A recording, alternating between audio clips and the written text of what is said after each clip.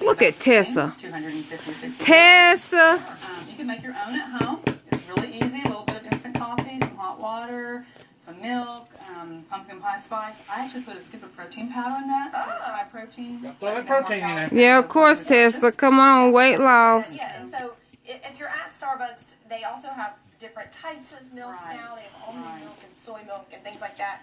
That can also kind of if you're lactose intolerant, or if you want to reduce some calories, that might be an option to choose too. All right. And then, of course, we have our candy. I don't think she was recommending going to Starbucks. No. No, she was talking about making it at home. And one of the things to look for is lower fat candy. She can't really say nothing. You're going to get the Snickers, No. have more fat in it, and that's going to only give you about 3 pieces versus 12 or 13 pieces of some of the lower fat candies. I measured it out. This is equal, These are all right around 290 calories. So you can get a lot more Three Musketeers or Tootsie Rolls, or 3 Snickers. Put your shoes on. Yes. But I think I'd rather have 3 Snickers on Well, that. yeah, and that's your choice. Absolutely. Put your shoes What do you on. like? What do you want to have? So that's your decision. And then we looked over here a couple of other things. No, I started patties, 5 of doing those, this. 200 calories. 4 Oreos. And by the way, they're candy. I was just working one side of your head at a time. That's all. And here. 4 Oreos. Stand real still. Stand real still. Okay? Stand real still. Oh, Tessa. And that's what happens.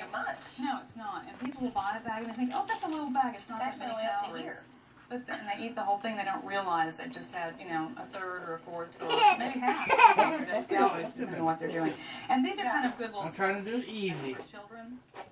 They're organic. What you got in your hair, sticky there, baby? Colorings or anything in them, and you can have. They're more expensive though, because they're organic. Tessa. Miss Tessa. Trying to hold it under 300 calories. If you can keep a Which we need to go and I need to figure out what else protein wise, so I guess we need to call her there. Because I haven't seen her over a year. Over a year. All right, thank you so much for coming in from UT Medical Center. We've seen Lynn. Going tiny in cities across the country today. How the company hopes that cutting back on inventory at certain locations could actually help boost their falling sales. I was filming. Paint lying around your house after a craft supply company announced they're recalling 2.5 million bottles. We'll tell you the details of what you need to toss and why coming up. No crap. We've been talking with people who have Medicare. Am Health plans from I still filming? Hi. Yeah. I was filming Tessa on TV because she was my dietitian at UT for when I had gastric bypass. So she was the one I talked to about my diet for the 6 months before gastric bypass, and like I said, I haven't seen her in over a year, but I am 6 years out, so I've seen her for like the first 5.5 years of my surgery, and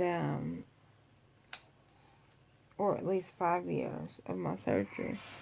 And so, oh yeah, so Tessa, she's a good dietitian. But I need to figure out calcium wise what I can get, because I am one of the lactose intolerant people. And I don't like meat. And she knows that. Like, I feel like I'm one of her worst patients, or I was one of her worst patients. Because... Hi! Can you see Mama? Can you see me? I felt like I was one of her worst patients because I don't like meat. And that's the one thing that is required in gastric bypass is is protein. Protein. And I don't like meat. Competing. In Famous Words of Hannah. So, I'm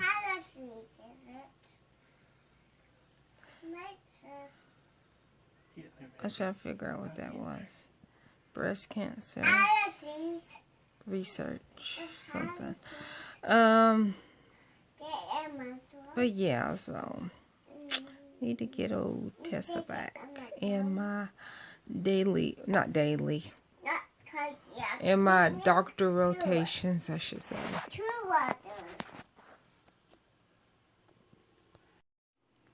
Hey everybody, it's Marquita, and I came here today. I had to come into the bathroom because the girls should be back soon, and I didn't want them to come in and yell and, you know, ruin the video. But so I am in the bathroom, but I'm not using the bathroom. I came here basically to be in my feelings about something. I was watching Judge Christina, and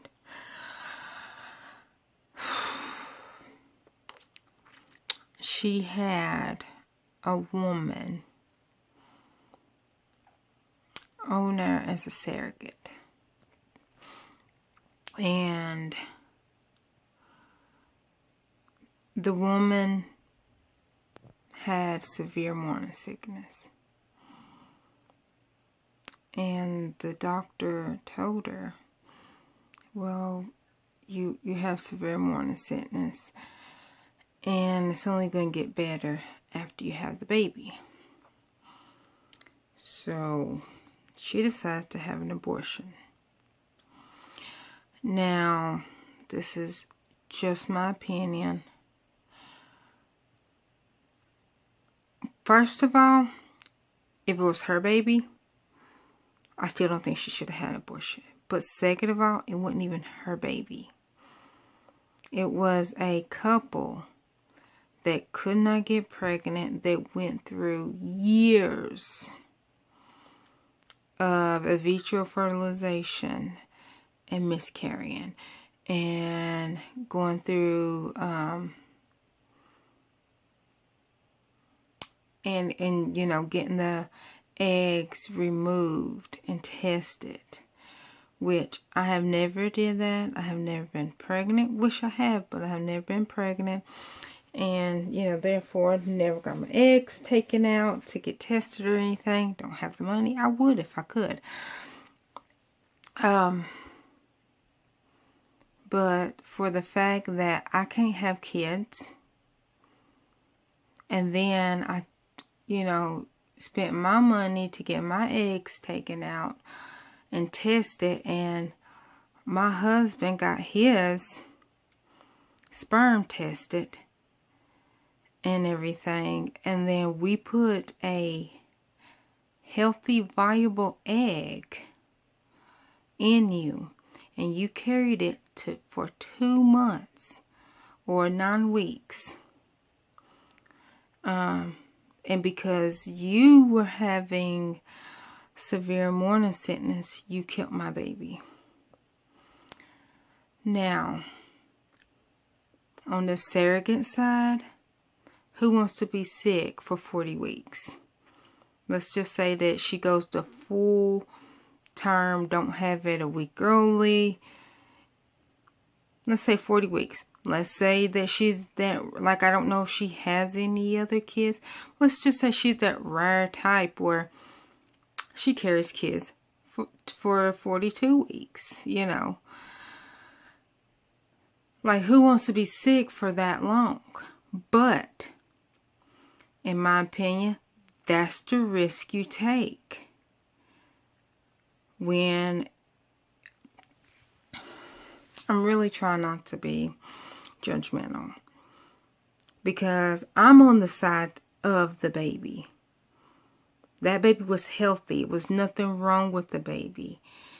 And yes, she was sick. Yes, she had morning sickness. But you knew that you were going to have morning sickness. And in my opinion, you risked it. You said, okay, I'm going to have morning sickness. And yes, I know morning sickness is not just in the morning. It's all day sickness. And it can come, off and on during the whole pregnancy. And I understand having morning sickness for 40 weeks will be miserable. But it was not your baby. It was not your egg. It was not your husband or your boyfriend or your whoever sperm. It was this woman's husband's sperm. It was this woman's egg. It was their baby, their blood child. And you killed it. And to me, I think she should have to go to jail. And I know they say, oh, it's a woman's choice. No, it was not her choice, I feel like. Because that was not her baby. But even if it was her baby, I'm pro-life to the fullest. And I know the biggest argument is, well, what if the baby was going to be born with Down syndrome? People with Down syndrome lives. Oh, well, what if they say that the baby's going to die 2 minutes after you have it? Well, I would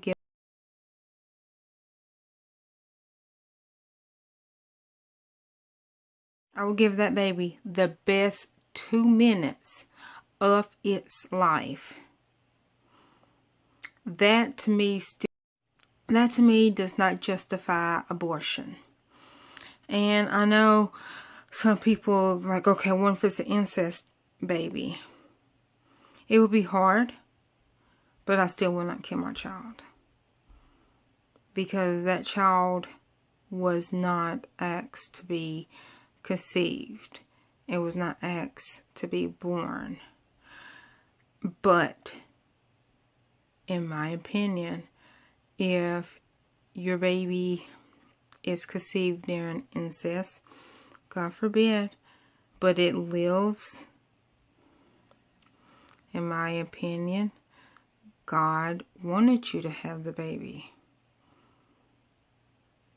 So it's not your choice that you should take away something that He gave you, or something that He allowed you to carry and experience. Because people, women and men, are out here that cannot have kids for one reason or another.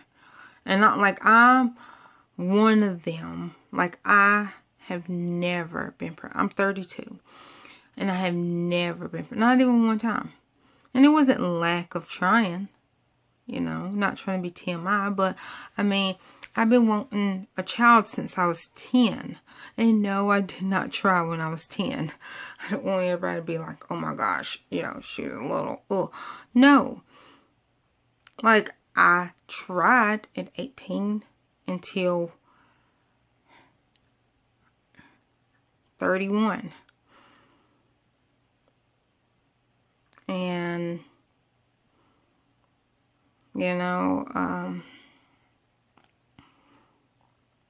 it's just, it never happened. And, I mean, it makes me sad. But I have the girls, Hannah and Savannah, they're my world. And no, I did not have them. But I loved them no less, as if they came in my body. I was there when they were born. I literally got to pull Hannah out. And I got to cut Hannah's cord. And I would have gotten to pull Savannah out if she was in an emergency C-section. So me and Hannah left the ER room, well, left the OR, because that's where my sister was, and they delivered Hannah because Hannah was vaginal, because she was ready.